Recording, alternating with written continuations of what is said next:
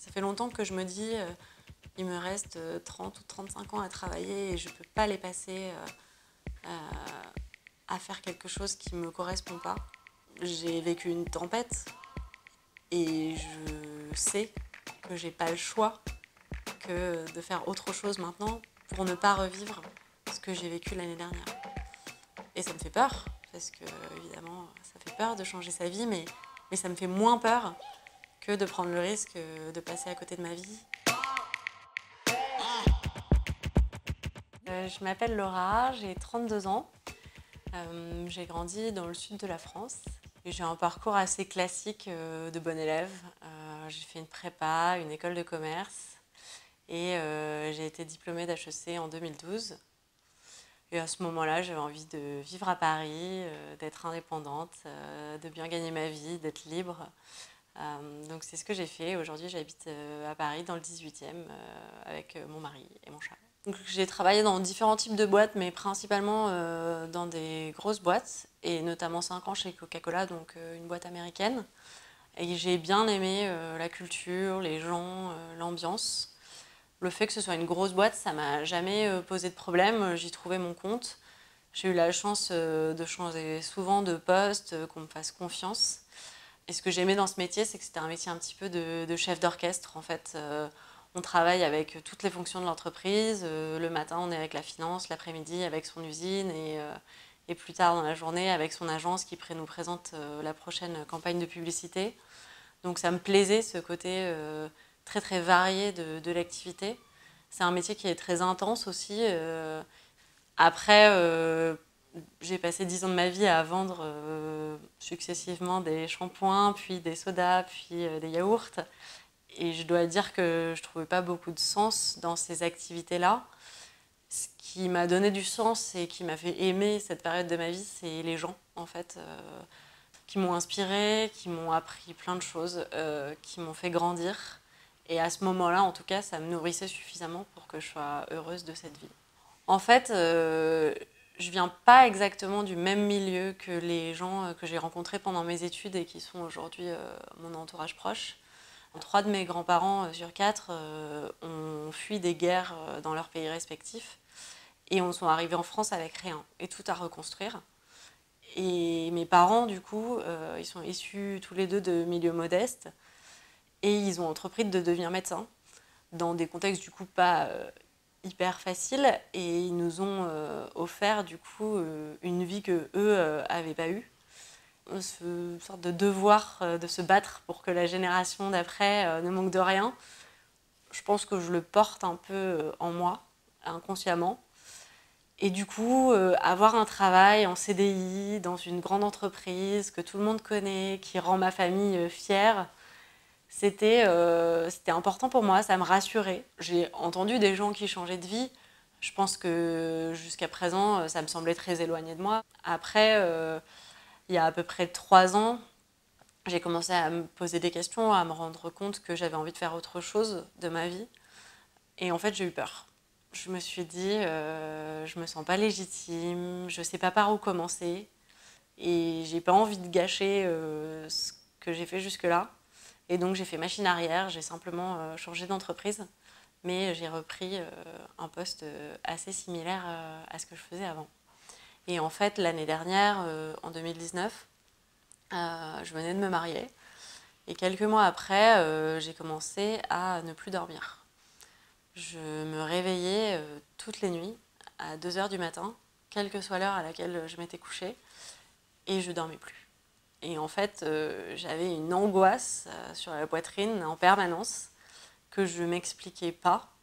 J'ai réalisé qu'en fait, on pouvait avoir 30 ans, la vie de rêve sur le papier, et en fait, envie de mourir. Parce que on ne trouvait plus de sens à tout ça. Quand on dort plus, en fait, on détraque tout le reste. Je mangeais plus, je voyais plus mes amis. Il s'est passé 3 mois entre le moment où j'ai arrêté de dormir et le moment où j'ai arrêté d'aller au travail. 3 mois, c'est 90 jours à se lever en pleurant, alors que je suis particulièrement du matin. Je pensais que j'avais une maladie, je refusais d'admettre que peut-être juste j'étais plus à la bonne place pour moi. Au travail, je faisais le maximum pour cacher. J'avais beaucoup travaillé avant, donc ça me permettait d'avoir un peu de la marge. J'avais une super équipe qui voyait bien que ça allait pas, mais qui du coup me couvrait grâce à son travail. Je me disais, ça va passer, c'est pas possible, tout se passe bien, je vais pas laisser s'effondrer ma vie et ma carrière comme ça pour des insomnies, c'est pas possible. J'espérais encore que ce personnage que j'ai passé 30 ans à construire de Laura qui va toujours bien, Laura qui a plein d'énergie, Laura qui fait toujours 10 000 trucs, ils tiennent. Donc je voulais pas montrer aux autres que je vivais ça. Et mon mari, il est banquier. Je pense que ça a été une période très difficile pour lui parce que on venait de se marier, on était dans une période de notre vie où tout allait bien.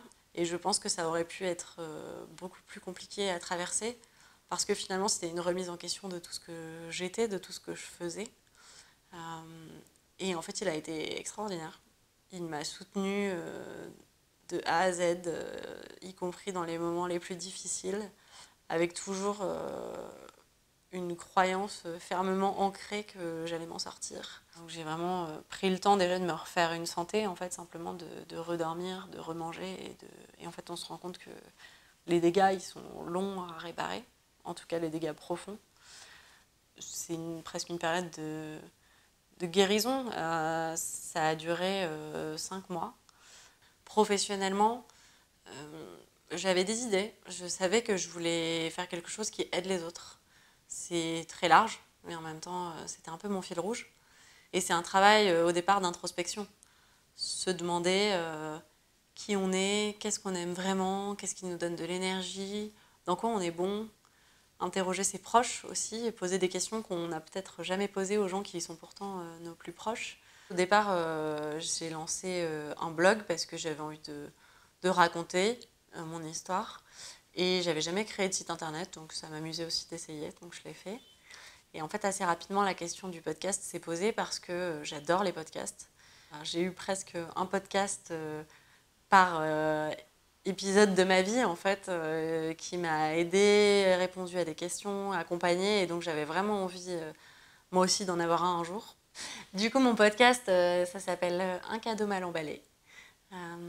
Et ça a commencé au mois de juillet. Là, j'ai à peu près sorti bientôt 8 épisodes.